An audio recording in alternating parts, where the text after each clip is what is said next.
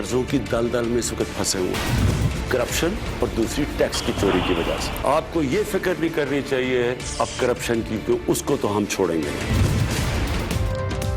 वजीर आजम इमरान खान ने एक बार फिर कौम से असासे डिक्लेयर करने की अपील कर दी। कौम के नाम पैगाम में कहा, मुल्क कर्जों की दलदल में फंसा हुआ है, आधा टैक्स सूद अदा करने पर लग जाता है। कर्जों की दलदल से निकलने के लिए कौम और हुकूमत को मिलकर फैसला करना होगा। करप्शन के खात्मे का अज़्म दोहराया।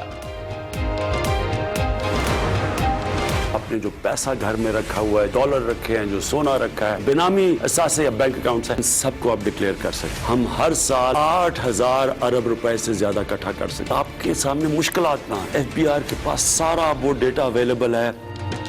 FBI के पास तमाम मालूमात हैं। अवाम घर में रखा पैसा, डॉलर, सोना और बेनामी असासे जाहिर कर दे।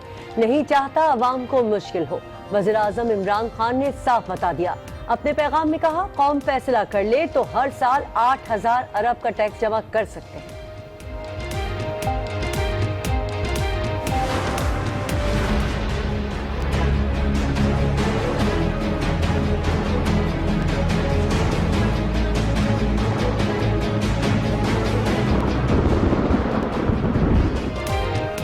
वफाकी वजीर फवाद चौधरी नैब के रडार पर आ गए। नैब से मुताल्लिक बयान पर चेयरमैन नैब का एक्शन। DG नैब रावलपिंडी को फवाद चौधरी के खिलाफ कार्रवाई का हुक्म दे दिया। बयान हक़ाइक़ के मुनाफी करार। नैब का तशख़्ख़ुस मजरू हुआ, एलामिया। फवाद चौधरी ने अपने बयान में कहा था, एहतिसाब नैब नहीं हम कर रहे हैं। हमारे VIP कैदी नैब से पार्लियामेंट में आए थे प्रोडक्शन ऑर्डर के जरिए। उन्होंने जो दबे दबे अल्फाज में, मीठी मीठी ज़बान में हुकूमत से NRO मांगा, ये कह के हिसाब किताब बंद कर दिया जाए। मुल्की सियासत में NRO की गूंज न थम सकी। मामले खुसूसी फिरदौस आशिक अवान का आसिफ जरदारी पर तंज। कहा, कल VIP कैदी ने मीठी आवाज में NRO मांगा। ख्वाजा आसिफ बोले, सुलह की बात की जाए तो कहा जाता है NRO मांग रहे हैं। शेख रशीद की भी घन गरज। कहा, आसिफ जरदारी और शहबाज शरीफ NRO के लिए तैयार बैठे हैं, लेकिन इमरान खान के दौर में NRO मुमकिन नहीं।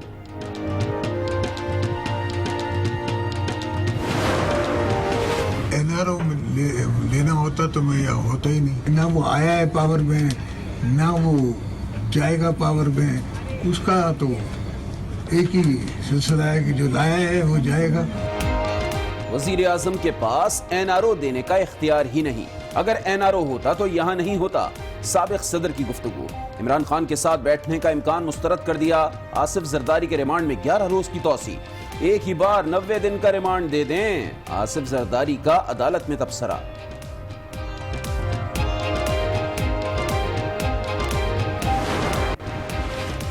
बेनजीर भुट्टो की सालगिरह पर पीपल्स पार्टी ने बेनजीराबाद में मैदान सजा लिया। चेयरमैन पीपल्स पार्टी बिलावल भुट्टो जरदारी कुछ देर बाद खिताब करेंगे। जियाले अपने कायद की आमद के मुंतज़िर। पार्लियामेंट और पंजाब असेंबली में केक काटे गए। रोटी कपड़ा मकान दिया, तब तक ये पीपल्स पार्टी का झंडा ऊंचा है, खैबर तक भी नजर आता। आपने रोटी कपड़ा आज मकान दिया होता तो आज आपके पास खैबर में कोई एक तो में नहीं होता। कोई एक का तो नाम यहाँ पे लेकर दिखाए। कौमी असेंबली में आज भी गर्मा गर्मी। खुर्शीद शाह और जरताज गुल की एक दूसरे पर लफ्जी गोलाबारी। खुर्शीद शाह ने कहा, बेअमनी है ना दहशतगर्दी। इन हालात में भी हुकूमत ने बड़ा कर्ज लिया। महंगाई गरीब की बर्दाश्त से बाहर है। जरताज गुल का जवाबी वार। बोली, 3 बार हुकूमत करने वाली पार्टी इलाकाई जमात बन गई है। आप लोग 7 बार IMF में गए, क्या वो जायज था? सवाल उठा दिया। बजट मंजूरी का चैलेंज और इत्तेहादियों के तहफ़्फ़ुज़ात। हुकूमत की इत्तेहादियों से मुलाकातें। काफ लीग की बजट पास कराने के लिए गैर मशरूत हिमायत की यकीन दहानी। इमरान खान ने कहा, लूट मार करने वाले एहतिसाब के शिकंजे से बच नहीं सकते। हुकूमती वफ़द की सरबराह बलूचिस्तान नेशनल पार्टी अख्तर मेंगल से भी बैठक। 6 नुकाती एजेंडे और लापता अफराद की फहरिस्त पर तबादले ख्याल।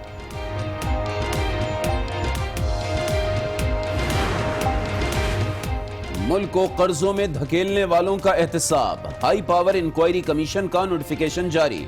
हुसैन असगर सरबराह मुकर्रर। IB, ISI, स्टेट बैंक और FBR के नुमाइंदे भी शामिल। کمیشن 2008 سے 2018 تک لیے گئے قرضوں کی جانچ پڑتال کرے گا۔ کل الیکشن کمیشن نے وزیر اعظم پاکستان کو ایک نوٹس جاری کیا ہے۔ یہ بہت تعجب انگیز بات ہے۔ الیکشن کمیشن کا وزیر اعظم کو نوٹس، وفاقی وزراء میدان میں آ گئے۔ معاملے خصوصی برائے اطلاعات فردوس عاشق اعوان کو نوٹس پر تعجب، کہا پیپلز پارٹی کے ارکان کے خلاف الیکشن کمیشن کا نوٹس نہ لینا سوالیہ نشان ہے۔ فہمیدہ مرزا کی بھی تنقید، بولی ارکان سندھ اسمبلی کو کبھی کوئی نوٹس جاری نہیں ہوا۔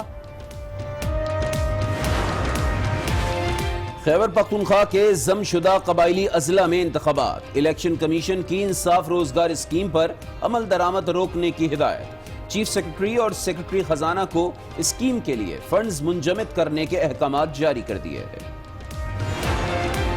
آپ بڑی چھوٹی تعداد میں ہیں، ہم آپ کے خلاف کھڑے ہوئے تو پھر آپ کہاں جائیں؟ وہ چھوٹی تعداد جن کی بنیاد پر آپ پل رہے ہیں، یہ چھوٹی تعداد جو سندھ کے بجٹ کا 95% دیتی ہے، پورے پاکستان کے بجٹ کا 65% دیتی ہے۔ 300 ارب سے زیادہ کراچی سے کلیکٹ کرتے ہیں، یہ پیسہ جاتا کہاں ہے؟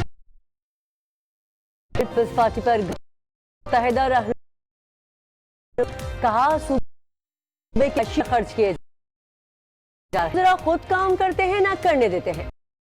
پیپلز پارٹی کی اوطاق ہے، کراچی ان کی شکارگاہ ہے۔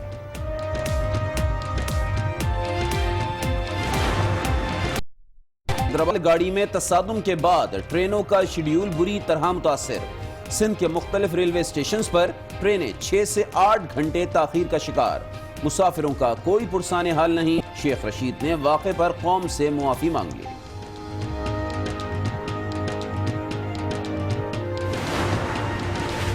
مہنگی چینی کے معاملے پر جہانگیر ترین میدان میں آ گئے۔ چینی پر ٹیکس ختم کرنے کی خواہش کا اظہار، میڈیا سے گفتگو میں کہا ٹیکس ختم ہونے سے چینی 10 روپے سستی ہو سکتی ہے۔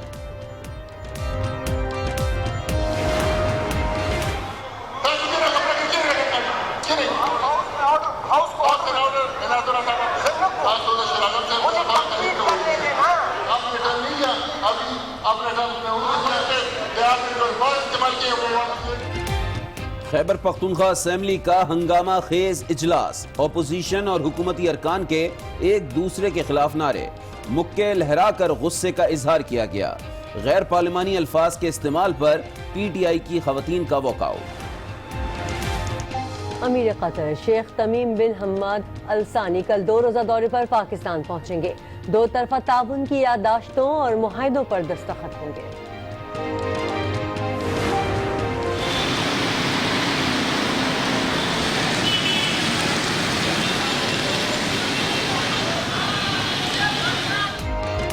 کراچی میں موسم نے تیور بدل لیے، مختلف علاقوں میں کہیں ہلکی کہیں تیز بارش، موسم خوشگوار ہو گیا، کئی روز سے جاری گرمی کا زور بھی ٹوٹ گیا، شہری موسم کا مزہ لینے سڑکوں پر نکل آئے۔ آج 9 بجے میں آپ کو کہیں گے خوش آمدید، میں ہوں کرن رضوی اور میں ہوں علی عابد۔ بلیٹن میں اب ذکر کریں گے کراچی میں برسنے والی خوشخبری کا، اور آپ کو بتائیں کہ گرمی کی لہر کو بریک لگ گیا ہے، بادل برس پڑے ہیں، کراچی کے مختلف علاقوں میں بارش برسی ہے، ہر طرف چہرے کھل اٹھے ہیں۔ Shahrah Faisal, F B area, Safoora Goth, I H Chundrigar road, Liaquatabad, Korangi, Orangi university road, منگو پیر، صفورہ گوٹ سمیت دیگر علاقوں میں بارش ہوئی، جس کے بعد موسم خوشگوار ہو گیا ہے۔ موجود ہیں، ان سے جانتے ہیں کہ کیا صورتحال ہے، کیسا موسم ہے۔ بتائیے گا فیضان، اس وقت کیسا موسم ہے؟ جی بالکل، شہر قائد کے موسم نے رنگ بدلا ہے، رمجھم کا سلسلہ شروع ہو چکا ہے۔ بادل برسنے کی پیشن گوئی تو جو ہے وہ محکمہ موسمیات کی جانب سے نہیں کی گئی، لیکن گرمی کا زور ٹوٹا اور شہر قائد میں بادل برسنے کا سلسلہ شروع ہو چکا۔ لانڈی، کورنگی، ملیر، عزیر آباد، فیڈل بیریا، لیاقت آباد، ناظم آباد ایئرپورٹ کے اطراف جو ہے وہ اس وقت بارش کا سلسلہ جاری ہے۔ اس وقت ہم موجود ہیں صدر کے علاقے میں، یہاں پر بھی جو ہے وہ بارش کا سلسلہ کچھ دیر پہلے شروع، وہ بارش کچھ ہلکی جو ہے وہ ہو چکی ہے۔ اس وقت بھی بوندا باندی کا سلسلہ جاری، اور ننھے بچے یہاں پر موجود ہیں جو کہ بارش کو انجوائے کرنے کے لیے اپنے گھروں سے نکلے ہیں۔ بچوں سے جانتے ہیں یہاں پر کس طریقے سے انجوائے کر رہے ہیں۔ آپ بتائیے گا بیٹا، بارش شروع ہو چکی ہے، کس طرح انجوائے کر رہے ہیں آپ؟ بارش بہت تیز ہو رہی ہے، ہمیں بہت مزہ آ رہا ہے، ہماری پوری فیملی یہاں پہ آئی ہوئی ہے، ہم بہت انجوائے کر رہے ہیں۔ اور آپ بتائیے گا آپ کس طرح انجوائے کر رہی ہیں؟ آپ تو بھیگ بھی گئی بارش میں؟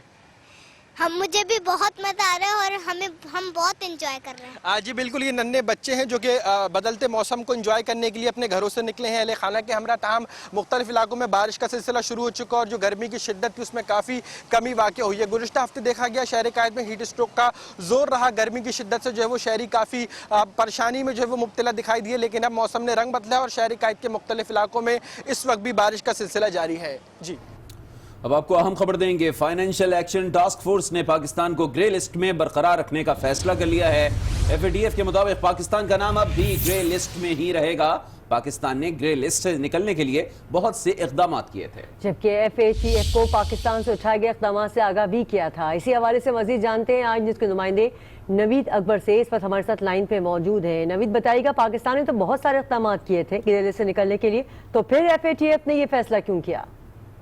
जी, FATF का इजलास 16 जून से अमेरिका की रियासत फ्लोरिडा में जारी था, जिसमें जो आज इख्तिताम पजीर हुआ है। FATF के इजलास में पाकिस्तान ने जो 27 नुकात है लाए अमल के लिए जो पाकिस्तान को FATF की तरफ से लाए अमल दिए गए थे, उस पर अमल दरामद के लिए जो 27 नुकात दिए गए थे, उन पर पाकिस्तान की तरफ से किए गए इकदाम का जायजा लेने के बाद फैसला किया गया है कि पाकिस्तान को अभी ग्रे लिस्ट में रखा जाएगा।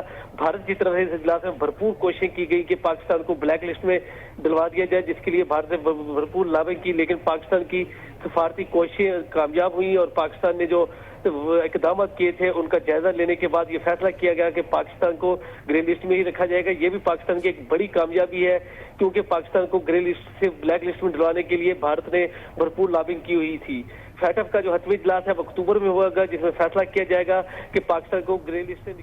ठीक है, FATF ने पाकिस्तान को ग्रे लिस्ट में रखने का फैसला किया है। नवीद अकबर, आप अपडेट कर रहे थे, बहुत शुक्रिया।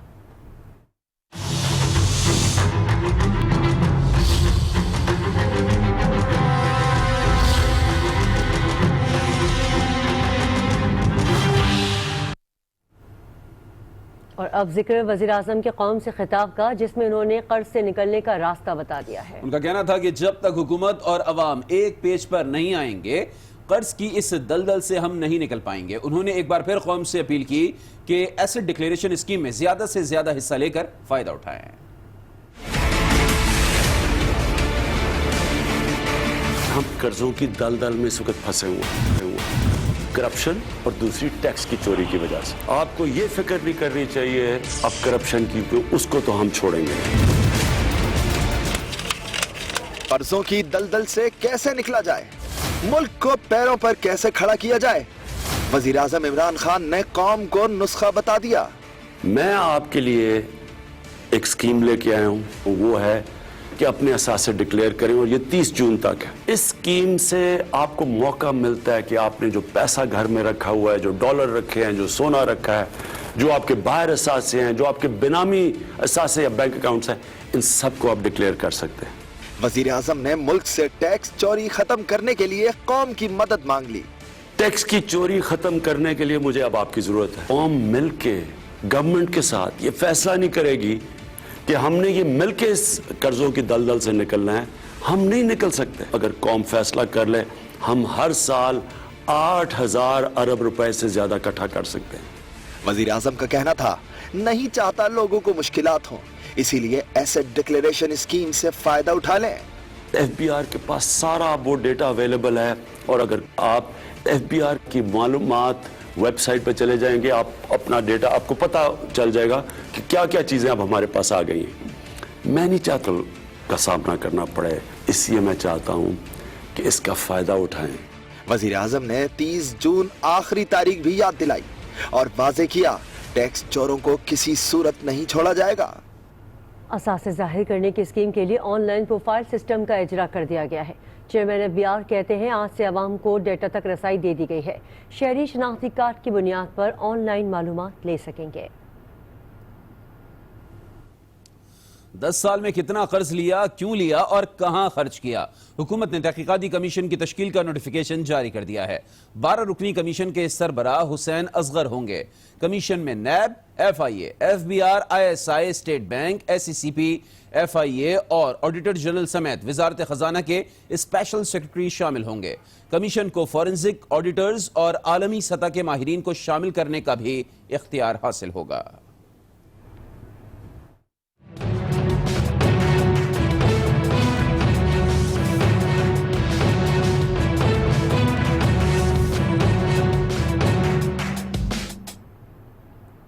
वफाकी वजीर फवाद चौधरी को नैब के हवाले से बयान महंगा पड़ गया। चेयरमैन नैब ने नोटिस लेते हुए कार्रवाई का हुक्म दे दिया।